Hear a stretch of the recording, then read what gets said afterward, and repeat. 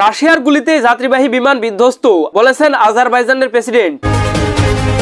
কাজাকিস্তানে বিধ্বস্ত হওয়া আজারবাইজান এয়ারলাইন্সের বিমানটি রাশিয়া গুলি করে ভূপতিত করেছেন বলে মন্তব্য করেছেন আজারবাইজানের প্রেসিডেন্ট ইলহাম এলিয়েভ। এ দুর্ঘটনায় রাশিয়ার আক্রমণকে অনিচ্ছাকৃত বলেছেন তিনি। তবে ইলহাম মস্কোকে দিনের পর দিন এই বিষয়টি চেপে রাখার জন্য অভিযুক্ত করেছেন। এক প্রতিবেদনে এ খবর দিয়েছে ডয়চে ভেলে। গত বুধবার আজারবাইজানের রাজধানী বাকু থেকে প্রতিবেশী রাশিয়ার দক্ষিণাঞ্চলীয় চেচনিয়া প্রজাতন্ত্রের রাজধানী গ্রোজনিতে যাচ্ছিল ফ্লাইট J28243 উড়োজাহাজটি যাত্রী ও ক্রু মিলিয়ে 67 জন আরোহী ছিলেন। বিধ্বস্ত হয়ে অন্তত 34 জন আরোহী নিহত হন। এর একদিন পর আজারবাইজানের তদন্তের প্রাথমিক ফলাফলের বিষয়ে অবগত 4টি সূত্র বার্তা সংস্থা রয়টার্সকে জানায়, রাশিয়ার আকাশ প্রতিরক্ষা ব্যবস্থা ইউক্রেনীয় ড্রোন ভেবে সেখানে আঘাত করে। রোববার 29 ডিসেম্বর আজারবাইজানের রাষ্ট্রীয় টেলিভিশনকে এলিয়েভ বলেন, আমরা সুস্পষ্ট ভাবে বলতে পারি যে বিমানটি রাশিয়ার ছোড়া গুলিতেই ভূপতিত হয়েছে।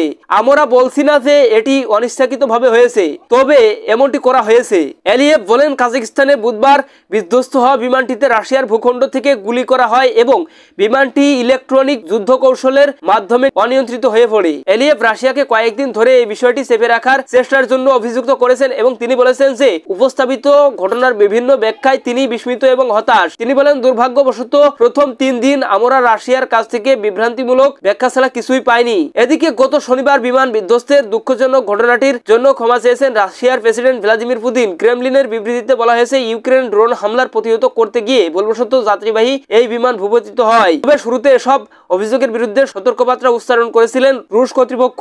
দর্শক, এই ছিল আজকের সর্বশেষ আপডেট নিউজ। সকল প্রকার আপডেট নিউজ সবার আগে পেতে আমাদের চ্যানেলটি সাবস্ক্রাইব করে পাশে থাকুন। ধন্যবাদ সবাইকে। আল্লাহ হাফেজ।